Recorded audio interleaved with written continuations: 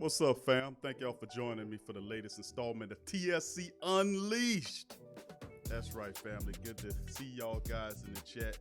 Much love to you, GM Kev, Brother Jerry, Tro Blewett, Robert Clark, all the family members in the building. Good to see you. And TSC Unleashed, man, we in the building. We're going to be covering the NBA playoffs with LeBron James and the Lakers.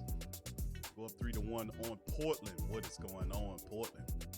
I'm Big Q in this thing, and we're gonna bring in key contributor, my co-host Uncle Mozzie in the building. Uncle Mozzie, how you doing, fam? I'm okay. How you doing? I'm wonderful, actually.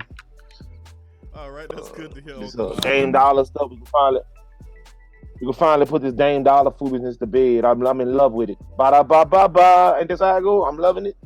Yeah. All right, well, let's start with that, Uncle Mozzie. So you tuned up. We'll cover some NBA playoffs today, man. We'll get into all of the games of yesterday and, of course, the previews for today. And plus, we'll give you a little NFL news after we're done with our playoff news. It's Buda Baker. That's right, the former Washington Husky. Has been made the highest paid safety in the game, man. That's interesting, but we'll get into that later on. But first and foremost, Lakers. 135-115 over Portland. Man, what can I tell you in this one? LeBron James it was really the LeBron James show. I mean, as usual, he had 30 points in this one with 10 assists, 6 rebounds. And what's really awesome about LeBron James is the fact that he handles the ball as much as he does, and he doesn't turn it over. He had a couple of turnovers, but that's really a minute fragment of turnovers based on what he does and how he facilitates everything. 30 points in this one, 28 minutes, 10 of 12 from the field, 4 of 5 from downtown, 6 of 8 from the field he was on. 30 points, 18 from AD in 18 minutes. Anthony Davis really didn't have to do too much just play Robin to LeBron's Batman in this one. There go Danny Green's 14 points. 5 of 8 shooting in 25 minutes, 3 of 4 from downtown. He lit them up. 12 from Contavious Pope, who didn't really have to do anything, and 18 off the bench from Kyle Kuzma in 22 minutes. 13 from D. Howard, Dwight Howard in the building as well. Spanning over to the Portland Trail Blazers, who are definitely in trouble at this point. Dame Lillard, 11 points in the game in 27 minutes, 3 of 9 shooting, 1 of 2 from downtown, 4 of 4 from the field. And then there's talk of the fact that a lot of people saying that, man, that finger is definitely affecting them. But the game, CJ McCullough, 18 points in 33 minutes, 5 of 13 from the field, 2 of 3 from downtown, 20 from Nurkic. Nurkic had 20 points and 13 rebounds in 27 minutes, 16 from Carmelo Anthony in 29 minutes, 16 to 15, 1 of 6 from downtown. He stunk in this one. Off the bench for Portland, Gabriel tossed in 10, 11 from Hajonia, and 13 from Gary Jr. Gary Trent Jr. gave 13 off the bench. Wasn't enough. This one was Gary Jr. This one was over real fast. 135-115. Mozzie, I know you chomping at the bit. Go ahead and proceed and lay waste into him, bro. Well, what can I say, man? I am the Swami. I'm not wrong about much, and I like to live my life by a motto, and that old adage that I live by is, I'm not always right, but I'm never wrong. I told you, and I told everybody else here how this was going to play out. I already told, man, listen, I can't take a 3 or 4 game cross section and crown somebody king for the year or king for the day or whatever everybody was trying to do with this Dame Dollar foolishness. Is Dame a good player, an above average player, a star player? Yeah, he is. Is he a superstar? Nah. And here's the thing. If we're going to label him a superstar, then we got to hold him accountable to superstar standards. So I don't want to hear about his finger, his toe, his foot, his girlfriend call with some bad news. He got a baby on him. I don't care about any of that, because a true blue, legit, certified superstar, no matter what else happens in his private life or even in the public life, nothing is to take away from the game of basketball. How many controversies Kobe's been in? Kobe was facing a whole rape allegation and still had to prepare for a season after coming off of a playoff run in which he lost. I don't want to hear about what could be, what should be, how it should work, what should go on. I don't care about any of that. All I know is what I know, and what I know and what I see is I see star player from this guy. I do not see certified superstar, as made mention by most of the NBA commentators and a lot of the fly by night fans, and even members of our own family network here over at TSC and TSC Unleashed. You know, they had it out for my head, and I told y'all, man, Dame Dollar was about to file for bankruptcy. I told y'all what it was, man. Y'all just didn't want to hear it. But I mean, y'all stay tuned because we about to eliminate them all together and wipe the floor with them and close this series out. Should have been a clean sweep, like with the Nets and like with Indiana, and but it wasn't. It is what it is. OKC's up next. They're another one that's hanging on by that 1-win game. But now, man, you had to have known this was coming.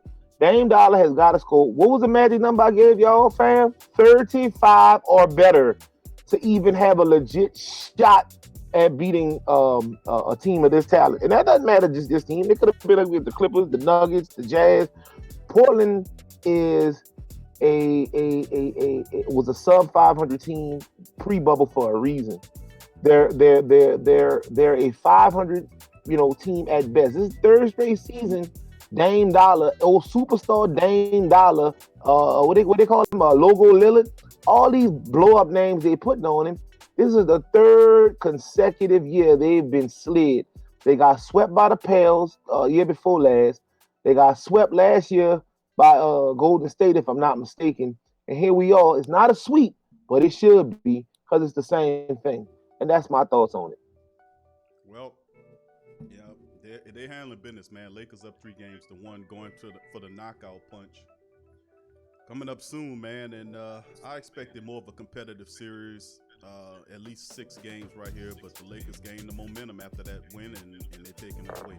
Going on to the next matchup, the Miami Heat and the Pacers. Spoelstra doing what Spoelstra's supposed to do. He handled business. Miami Heat pushed the Pacers out. Now, this was a series where I thought it would be a little bit more competitive, being that these team styles really mirrored each other. And when it came down to it, was more heart than anything, more intelligence than anything, as Spoelstra's team just out-coached Coach McMillan and ousted the Pacers in really impressive fashion, 99-87. Big ups to Eric Spoelstra. He continues to do. That's a hell of a coach. I wish we had that guy here. We would be in the top hunt every year. Anyway, 23 points from Goran Dragic in this one.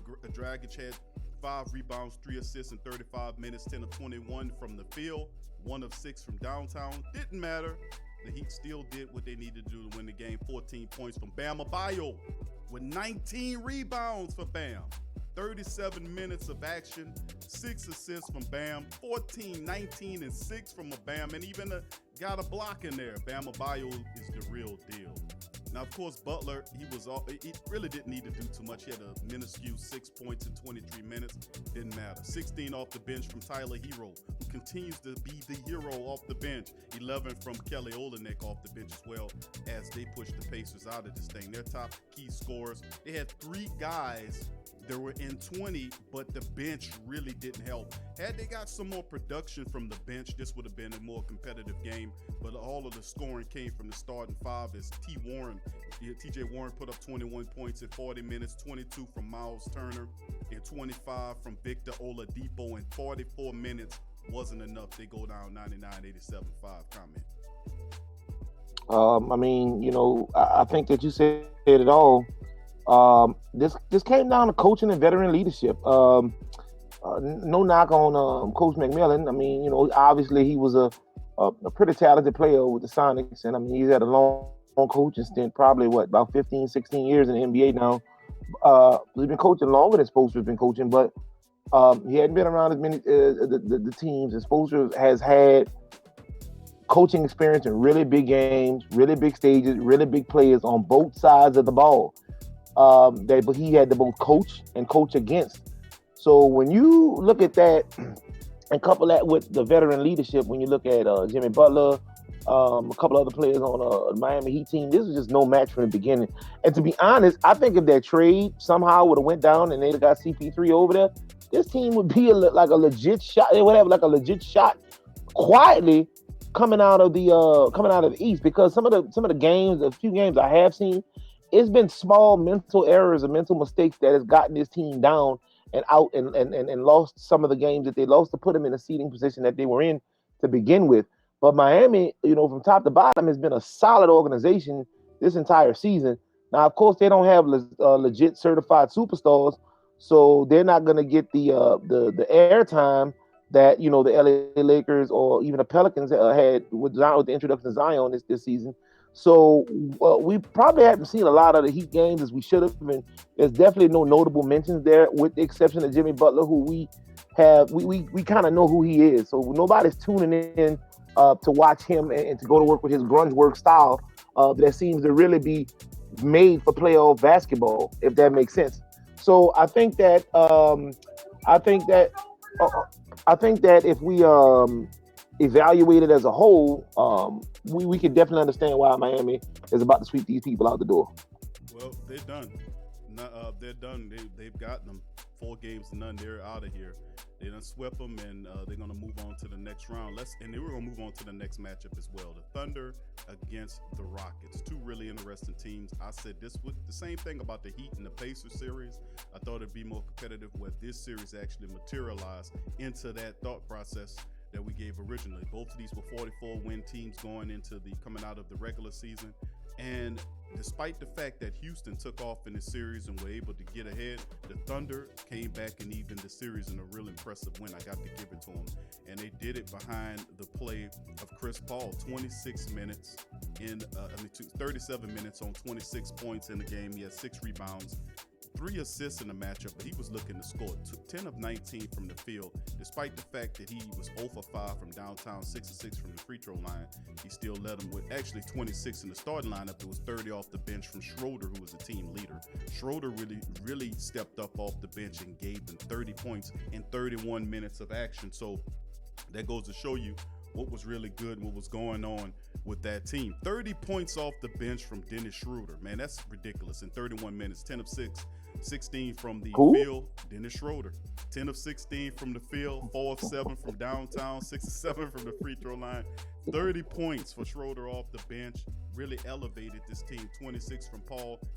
Shai Gilgeous-Alexander had 18 points, 10 rebounds, and 6 assists in the matchup to help out. All that was said and done in the matchup is that thanks to Schroeder and the bench and what Paul's contribution was, they were able to get this really tight-knit 3-point win over top of Houston to even the series, despite the fact that Harden had 32 points, 15 assists, 8 rebounds, 43 minutes, 11 of 25 from the field, 6 of 15 from downtown, 4 of 5 from the free throw line. Harden with an all-star type game, barely lost. 23 from Gordon, who really helped out. 21 from House Jr., Daniel House Jr., who I watch out for them juniors. 14 from Covington, and 6 and 11 from PJ Tucker. Really no support from the bench insofar as Jeff Green's 10 points, but had the bench scored a little bit more, did a little bit more, they probably could end up taking the lead in the series. 5, we looking at a tied series here, man. 2-2 between the Rockets. Man, it's all bogus. They won't. I mean, come on now. You know what time this is. You said it's all bogus. Yeah, it's bogus. It's absolutely bogus. These people. I really know. I can't speak on it. I don't really know how to call it, but I mean, we can both attest to the fact that OKC should be these people should be off the floor. And again, that goes back into the coaching that I always talk about with these people. I always talk, well, not just with OKC. I'm talking from the Rockets' perspective. They're always switching something up. It's never a consistent game. Do what you did the first 2 games, eliminate these clowns, and get them out of there. Put them out of their misery. If Westbrook was in, it'd be a different game. So look, let's not get ahead of ourselves and pretend these people are doing this while the Rockets are at full strength, while the Rockets full of gas, if you will. Let's not pretend like this wouldn't be a different series if Westbrook was in the game. OKC would do better, would do really good to capitalize off the fact that there is no Westbrook, and they're trying to just sneak out a series like the grimy no-name, great value team that they are. That And I'm is. sick of it. I can't wait till these people finally lose and got to get out of here. I'm sick of down with all great value teams, players, and coaches. And that's where I'm standing at. All right, first of all, Great Value provides a food source for a lot of Americans who can afford that brand, who can't afford the higher brand. That's number one. Number two, you have to respect what OKC's bringing to it because they're using excellent coaching, despite the fact that Houston might have more firepower than OKC, but OKC is getting these wins because they're well coached and they have a really good floor general in Chris Paul. When Chris Paul steps up and scores the way he's been doing, they're competitive. Now, whether or not Russell Westbrook, who according to the NBA.com, dealing with that quadriceps is listed as day-to-day, we don't know exactly when he's supposed to come back, but they are not supposed to give them any quarter because Russell Westbrook isn't there. They're supposed to seize the moment and push this series to the best as it can. Now we're looking at a 7-game series, in my opinion. Sooner or later, Russell Westbrook will come back in the series, but you cannot discount good coaching. 5. I thought you knew that, my brother, and that is not great value. All right, so you want to care to respond on that before I move to the next one? No, you can go ahead because I got plenty of charity cases to go over today. So this is just one of the many charity cases. So you I want you know I just don't pass believe in the my great comment on value. great value and how it serves as a major I source. mean, it's great value. Hey, listen. If I don't play with you on 2K, you're great value, and that's just what it is. That's why I'm at with it. If I don't highlight your man on 2K, that means you great value, straight up. All right, thank you, Five. All right, appreciate that. All right, let's move on to the next matchup. We got to get a shirt with Five's face on it. Great value. I don't mess with you with that great value or whatever. We got to get that. Bucks taking on the Orlando Magic. We call this series. It's probably one of these series a surpriser. In the first game since then, I said that they'll piss off the Bucks. Coach Bud to come back together. He'll resync this Bucks club, and then they'll go on 4 straight wins. But guess what? They're 3 straight wins and 1 away from mashing out the Orlando Magic and putting them out of their misery, similar to a non-competitive Brooklyn Net team. In this matchup, the Bucks got him 121-106 behind Giannis. Giannis 31 points in 34 minutes. He had 15 rebounds, 8 assists. He's terrific, man. Absolutely terrific. 14-21 from the field. 1 of 5 from downtown, 2 of 6 from the free throw line. Didn't matter. They were able to mash on this team. Middleton finally stepped up in this series. He's coming alive. He's considered the second best player on the team. 21 points for Middleton in 32 minutes, 7 of 19 from the field, 4 of 7 from downtown. He had 10 rebounds as well in the matchup, 12 from Wes Matthews, 10 from Lopez, 10 off the bench from Kyle Korver, who is one of Ray's favorite, Amazi's favorite people. Favorite player. And Favorite player. That's a whole nother argument, though. We got 8 points from Williams as well, and it was enough to usher the Magic right out there. Who's Vujasev is just one of their best players. This guy is phenomenal. They got to get him some help. Evan Fournier, who's been really a disaster in the playoffs. Shame on him. They gave him a lot of money. He's supposed to be the complement to Vujasev, who put in 31 points and 11 rebounds with 7 assists in 38 minutes. That guy's been balling, man. You know, Fournier, shame on you. 12 points in the matchup, 8 rebounds, 3 assists in 36 minutes. You're supposed to score a lot better than with this. 19 off the bench from Terrence Ross, who actually should be starting, in my opinion. Markelle Fultz, 15.7 assists and 5 rebounds, 31 minutes. Struggled from the field, 6 of 15, 2 of 4 from downtown. I like what Fultz is doing as he continues to develop, but the Magic are far from a complete team, man. But anyway, 121-106, they can't hang with the Bucks, and sooner or later, when the next game comes, they're gonna push them out. Mozzie, what's your comments on this matchup? First off, I just want to congratulate brother Kevin because we finally agree on something because we both like Boston coming out of the East. So I want to touch on that slightly. Now, with that being said, is no doubt, again, although Orlando had somewhat of a slick side home court advantage, if that's anything, by them playing in the bubble, there was never a doubt that the Bucks were going to eliminate these people.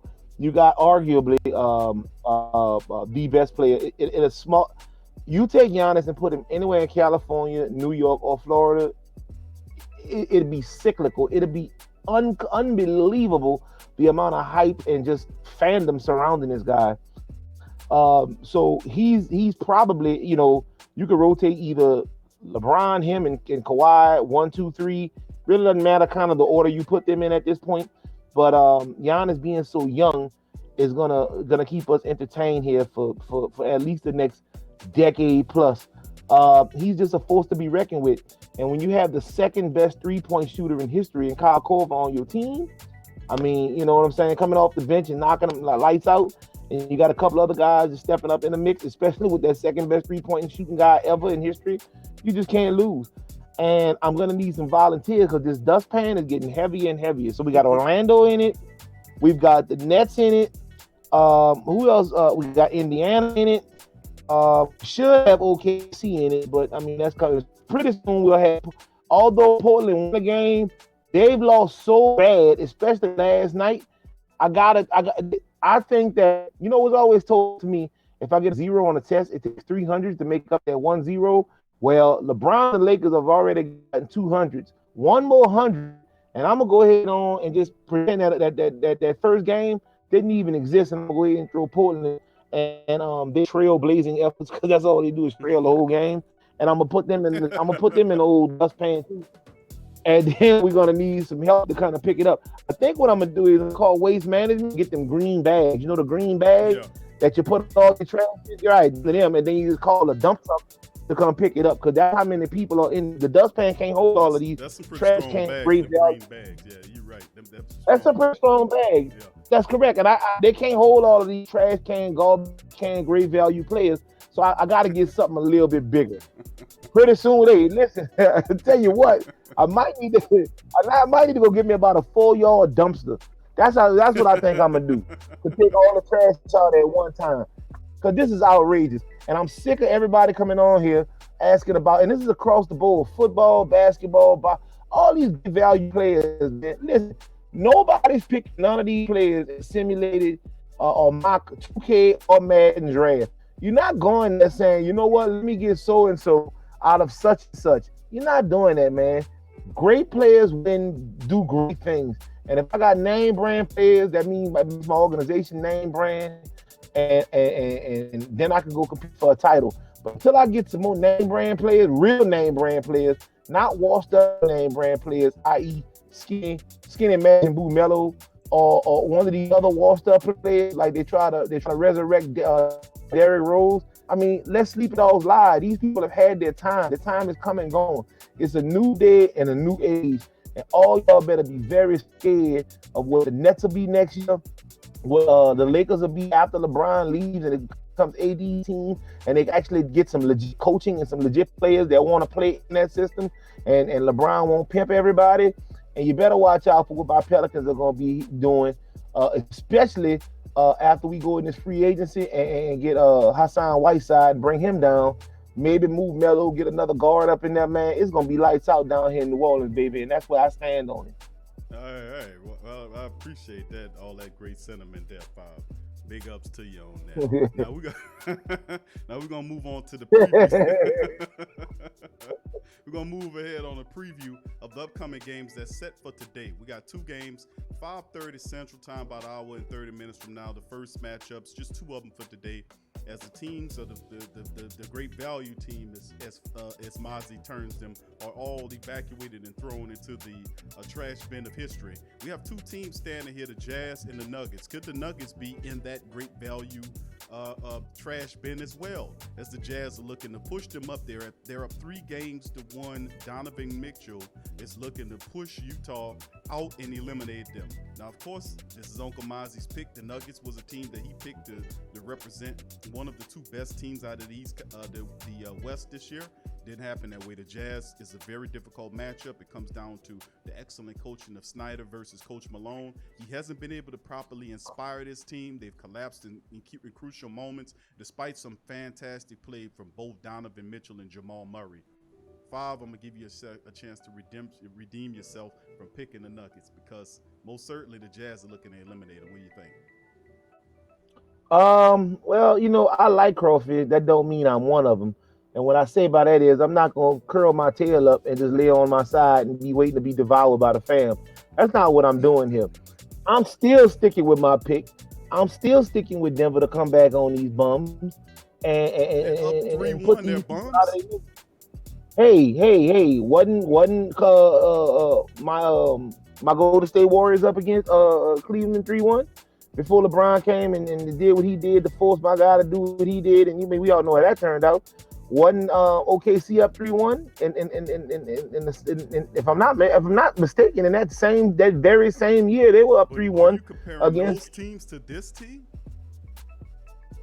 I think, yeah, but I mean, hey, the competition that both of the other teams were playing was far better. So when you look at Golden State in both of those scenarios, Golden State playing Cleveland, which is a much better team than Utah, and you're looking at OKC at the time, Durant's OKC, which was a much better team than Utah. So if those teams can come back and claw their way back in against a dynasty like Golden State, in all their splendor, I think that Denver just has to take a one game at a time approach, and they can claw their way back in. I mean, you got Donovan, you got Rudy Gobert. I guess they just made it on the name brand list. I mean, they're star players. I guess you got some star power in Utah, whatever.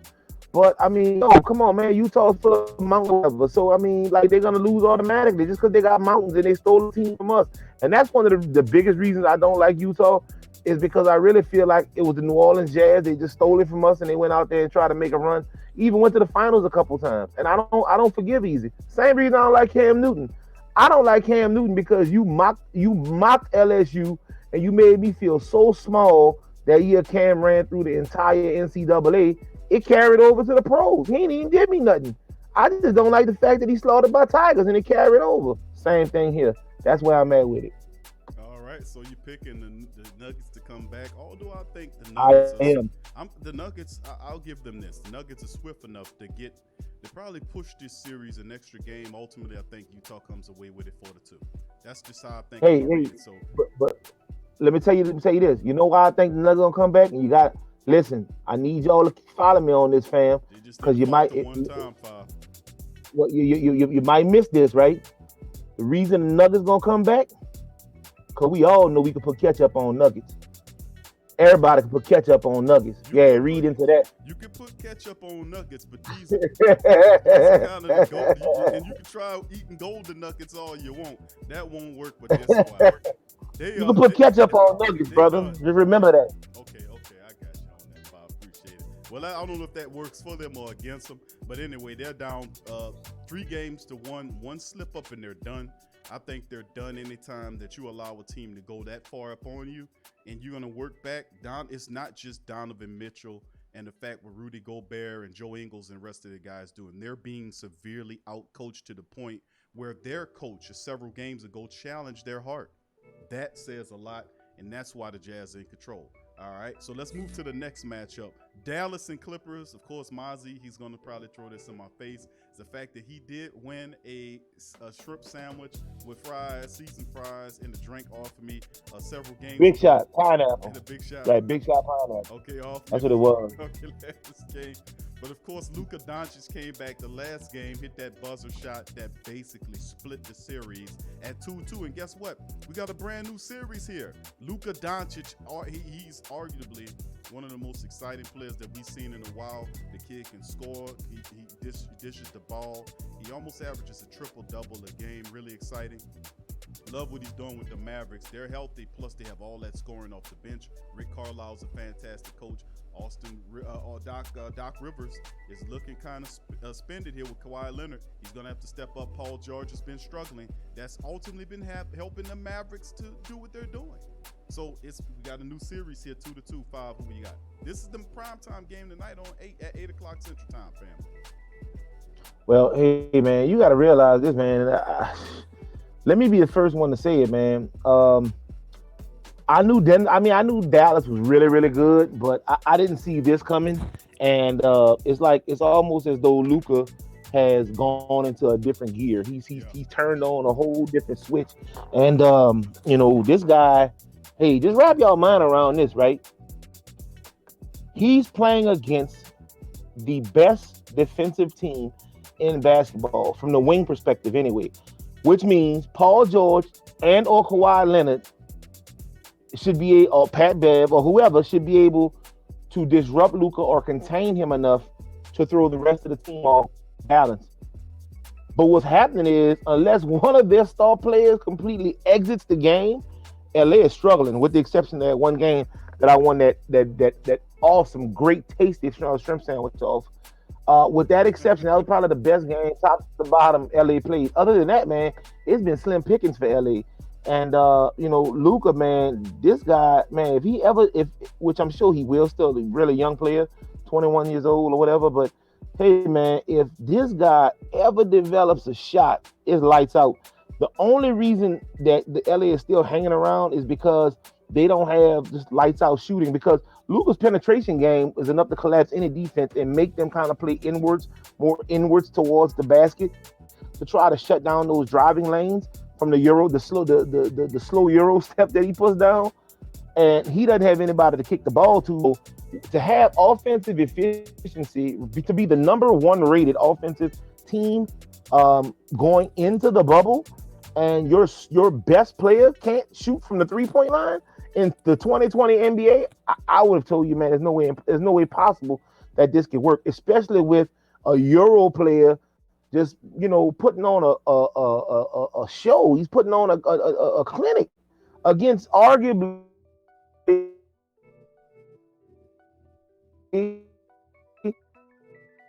from what everybody. How is it that you're letting a second-year Euro player who runs a 6'8" 40 apparently? How are you letting this guy slip in the mix and creep up and get to the cup so easily? It was almost like figure eight drills they were running the last game. It's like it was crazy. It's like anybody could get to the cup. Doesn't matter if it was Luka started it off, Tim Hardaway came behind him, and it was just a free fall to the cup. It was crazy. But nah, I really like Dallas. If Dallas happens to win this game, I think they'll close out the series as a whole. And man, once you get a Dallas, a healthy Dallas with that kind of confidence going into the second round of the playoffs, everybody should be on alert. It should was no, I'm sorry, a hurricane watch, not a warning. Not a watch, because you know it's coming. This almost like Marco and Laura, whatever it is right now. Marco and Laura, you know it's coming. You might not know when it's gonna hit or how hard it's gonna hit, but you know it's coming. And everybody needs to be on alert if these people get past the Clippers. That's all I'm gonna say. Yeah, that's a big, and people don't understand how big that is because a lot of people pick the Clippers to play against the Lakers in the Eastern Conference Finals, being an all LA affair. But if Luka Doncic, Rick Carlisle, and the Mavericks are able to turn over that apple cart, that will cause all type of havoc in the West. All type. That's a major victory if they can knock off the Clippers and proceed ahead. That is really huge. And Luka Doncic is showing huge. That's huge. So we'll monitor this, but this is a prime time matchup tonight, 8:00 Central Time. Mavs and the Clippers, 2-2. This is a series. Game 5 will be huge. We'll see who can take control there. Okay, some more basketball. Just think about this. Just now, a rookie is pretty much what he is. First time in the playoffs. Rookie playoff guy stepping up, averaging 31 and 9 a game. He's doing better in the bubble than he did in the regular season against stiffer, tighter, more competitive competition. It's just amazing to me. I'm sorry about that. Go ahead. No, that's absolutely the case. And Rick Carlisle, and credits got to be given to Rick Carlisle. He has this guy playing here, and remember they had Luka Doncic here, and they had Dennis Smith here, Dennis Smith Jr. And they shipped Dennis Smith out so they can move Luka to the point guard position, because not only he's not the most athletic guy, but the guy has an incredibly high basketball IQ. He knows he has a great kind of an overall clairvoyance of where his players are at on the court. He plays defense as well, and he's not incredibly super athletic. That's the crazy part, but he's fundamental.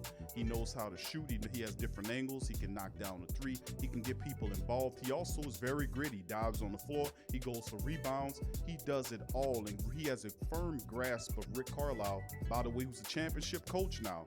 A lot of people sleeping on what Rick Carlisle has, and he has a team of shooters around Doncic who can light up at any moment. Let me tell you something. Tim Hardaway Jr. can hit you for 30 points any night. That's what kind of player he is. He gets hot, and you can call it a wrap. And they have other really good. Kristaps Porzingis is another excellent addition, along with that Philly, with that Dallas club, because he's allowed to he can shoot the three as well. He can dominate in the paint when his mind is correct and when motivated to. So like I said, this Mavericks club, plus the bench with Seth Curry and Trey Burke and all these characters, these guys are scorers. off the bench. So Dallas is a dangerous team, and if the Clippers want a chance, Paul George has to wake the hell up. The last several games, he's been getting them duly squat. He has to step up to his level of production to keep the Clippers relevant, because game number 5, we'll see who will set the tone for the rest of the playoffs, because we back to 0-0. Moving on to our final basketball commentary about the Philadelphia 76ers. We talked about the 76ers, and if they get swept out of the playoffs, that they were going to fire their head coach. But then guess what happened? They did fire Brett Brown after 7 seasons with the team. And get this, Brown delivered them a 43-30 record, which was good for third in the Atlantic Division. He was fired. Now, and let me just preference it versus the Pelicans. Now, we had a losing garbage time coach here for 5 years, gave you 1 season. This guy gave them 43 wins, and they ousted him. You know why they fired him after getting swept in the playoffs? Because they have a high mentality of what winning is to be a Philadelphia 76ers coach and franchise. That's not good enough. Had Brett Brown did that for the Pelicans, he would still be keeping his job right here today, and they'll still be holding on to him. Because that's the mindset. You got to elevate that mindset up there and not keep trash and garbage. Those people have a high mentality of what they want for their team, and that's what we need to adopt. Anyway, they got rid of him. We called it, and they fired his ass. He's gone, and they're looking for coaches. They have several people saying that Tyronn Lue is a guy that could be a possible candidate. David Fizdale. So we'll see what time that is. So just want to throw that in there 5 quickly before we transverse to our football news. Any comments you want to make on that? I mean, none. I think that the expectations in Philly have been high for quite some time. I mean, you got a couple high draft picks. You got a couple really good with Horford. You got really good free agency. And top to bottom, man, when you look at them on paper anyway, they're probably a top 5 ball club in the entire NBA on paper. So to chime in with yet another early unexpected playoff exit, I just don't think the people in Philadelphia are going to go for that. Nor do I think they deserve that. I think that once the Eagles kind of rekindled the winning ways, I think the expectation of the entire area kind of was like, yo, you know what? We're a big city. We're a major city. We have a lot of pride about our sports teams. Our sports teams, for whatever reason, over the last 25, 30 years have decided to check out and not become winning organizations, when traditionally Philadelphia was a place of winning, no matter what it was, whether it was boxing, and you had like Joe Louis came out of there, whether it's Rocky Balboa, Philadelphia just don't lose. Whether it's Meek Mill, Philadelphia just doesn't lose, period. They don't like it. They hate it. They can't stand it. So when you come with a losing mentality and you begin to put up repetitious losing seasons with the best players that you could possibly afford or put together, a really solid team, maybe top 5, top 6 team on paper, and you chime in for the second year in a row with all your pieces, and you come in for a loss, it's just something that we just can't, it's unfathomable, and I don't think they're going to go for it.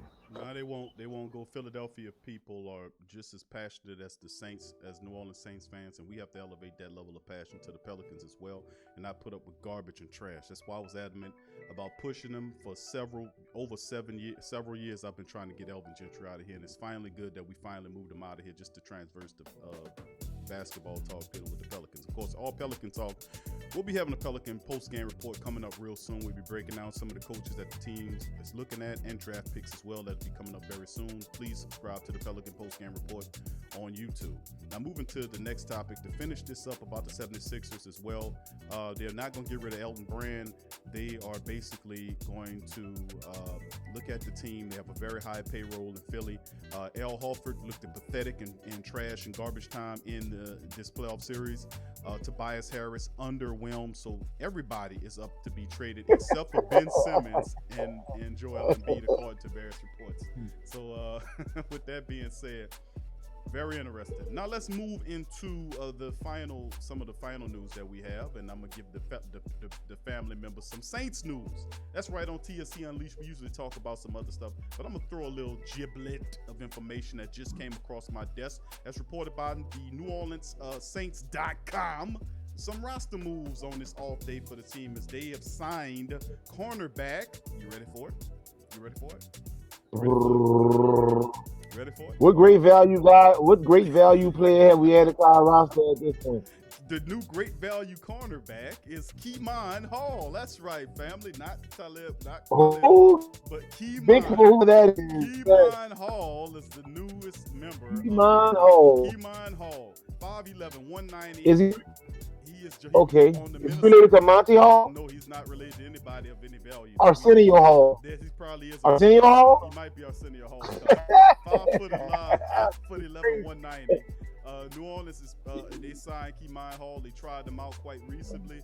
Now he was spent some time on the practice squad with the Minnesota Vikings, and he was originally signed by the Clippers as a free agent in 2019. He played. He was collegiately. I think he played for North Texas, the Eagles, and there he's a Mississippi native. He recorded 120 tackles, 89 of them solo. He had 6 interceptions, 20 pass defenses as well. He will wear number 25, a number firmly roared by Alex Molden. So let's hope he has a little bit more bounce in his step than Alex Molden. But Keemon Hall is the newest New Orleans Saint. And also, just to mention, Mallamusi has been placed on the injury reserve. That has been made official. Now, the final news note item, Giblet, is Buda Baker. Buda Baker, the former Washington Husky, has agreed to a 4-year deal worth $59 million.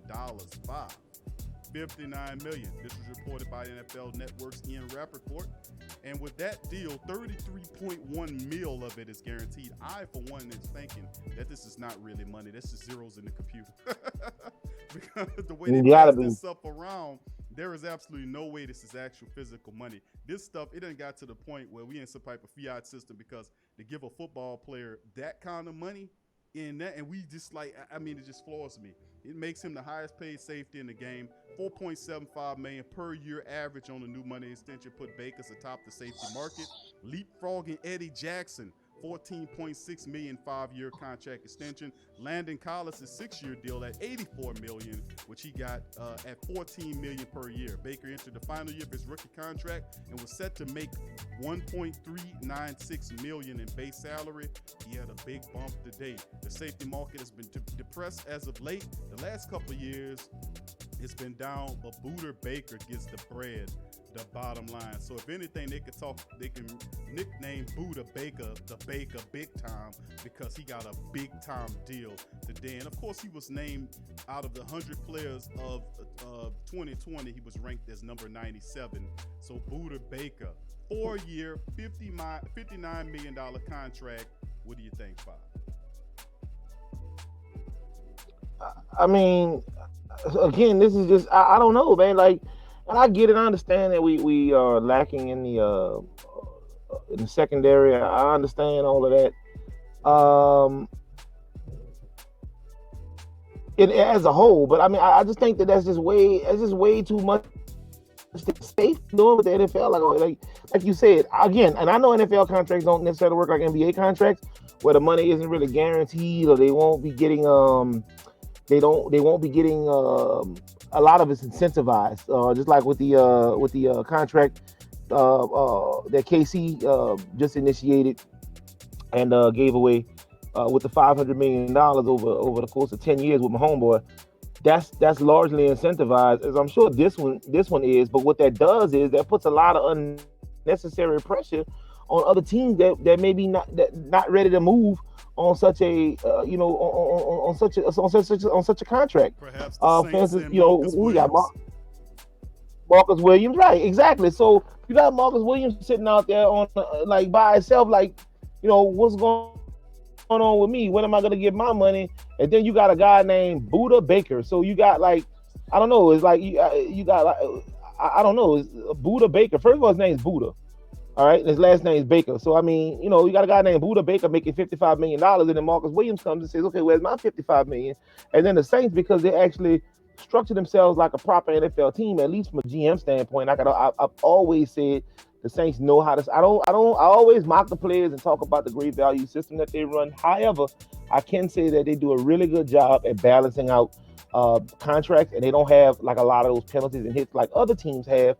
The Saints have done a remarkable job kind of navigating that. But, when you're giving away $50 million at a time to a safety, come on, man. It's a safety, bro. It's not, it's not a generational safety. It's not like you know, Jamal Adams. uh, Rod Woodson or Champion. I mean, it's not none of those. I mean, come on, bro. That's almost like giving a cornerback that kind of money.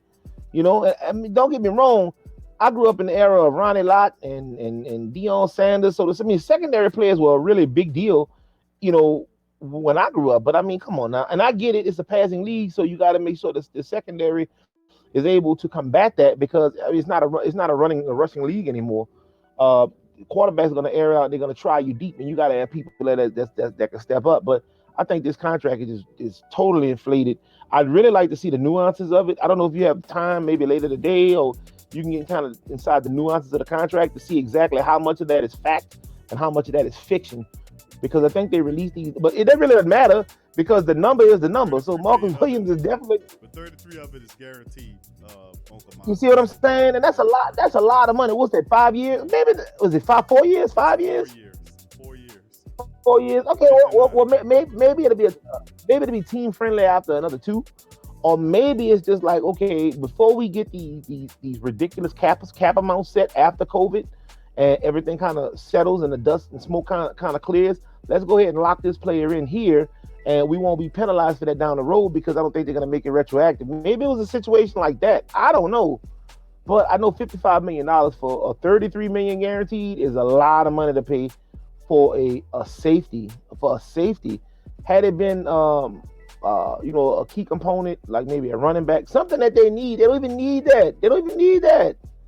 They don't even need that. That's not where they're deficient at. They can't score the ball. They can't score. Buda Baker is But they more went of a out and get. productive safety though, Bob, and I think that's what it's He's a come down to productive what he's safety, done. but like He in really today, look, check what he's done. He's a second round pick, right? In 3 seasons with him, he compiled right, 323 tackles, 3.5 sacks, 4 forced fumbles, 14 pass breaks up, and he's the NFL highest paid safety. I'm not saying that warrant is plus the fact he had he had a single interception in 3 years, but is they like him as right. they like him Where as they a deficient player. at? Then he's a piece of 5'10" safety, but he's a big play safety. In 3 seasons, he was named to the Pro Bowl twice. He was a first team All Pro special team guy as a rookie. And then Baker, his long term viability with the defense is looking up because you know they still have Chandler Jones, a rejuvenated Patrick Peterson. It's on each level of the defense. On the defensive line, that's Chandler Jones. At the linebacker position, Isaiah Simmons, who's basically a safety, who's a big safety. He's a linebacker. They call him a linebacker, but he's a Thomas Davis type of guy. He's matter of fact, he's more athletic than what Thomas Davis ever could possibly want to be. That's what Isaiah Simmons is. He's basically a linebacker, safety type of speed dude. He's really good at the middle level, the linebacker level. Then at the defensive back level, you have Patrick Peterson and now Buda Baker. So this team, not to mention the young quarterback they have, and then they traded to get DeAndre Hopkins, giving up David Johnson. The sky is looking pretty good for Arizona and what they're trying to do, and they're just simply keeping the core of their team together. I definitely I look at this as a cap move. I think I think the cap is going to be severely impacted and suppressed. We might see levels of 160, 165 million. So I get it. I understand why they did what they did. Let's hurry up and get it in before we get the squeeze play or we get smothered out. But I just wouldn't have gave that kind of money to a defensive player. Call me selfish. You can call me all kind of things if you want, but like what you're not gonna call me is a damn fool. And this was a foolish decision made to give a safety $33 million, and you're not even again, much to your point, you're not deficient on the defensive side of the ball. Your deficiencies are on offense. Your deficiencies are on a second-year quarterback that's got to run for his life every single snap of the ball. That's where my deficiencies lie at. I would have loved to see them take that money and split it up and get two, real high quality interior guys. So my future quarterback isn't running for his life straight up the gut every time the ball snaps. There's a lot of ways that could have went, man. And I just personally wouldn't have done it for a safety because I've already got really good pieces in the secondary. As you mentioned, I got a great pass rusher in Chandler Jones, and my linebacking core is above average. I'm not spending that kind of money on one single defensive player. And when I got like an 80-year-old wide receiver, my running back, who I thought was going to be the running back of the future, is after he came back from the injury, he didn't pan out. So like I'm deficient on all that, and I go buy a $33 million. You know what I'm saying? It's crazy. So it's like, having a car that's broke, but I go buy 26-inch wheels for it and be like, ooh, look how good it look. And I put a paint job on it, but it doesn't have a motor in it that's fully functional, ready to run. You see, this is 2020. The NFL's a scoring league. They can't score. That's the problem. It's not about them defending. They can't score. The game could be 0-0 all the way till a minute left in the fourth quarter, and they got it on the 30-yard line. They're not going to be able to punch the ball in because they don't have the offensive weapons that they need. They don't have protection for their quarterback that they need. Why would you spend $50 million on one single piece in the secondary, that undersized safety that has not had one interception in 3 seasons? That's completely foolish to me. I would have never done it. But Yep. I mean, again, I'm not them. All right, well that's true. That's a lot to spend in Arizona. We'll see if that'll work out for them.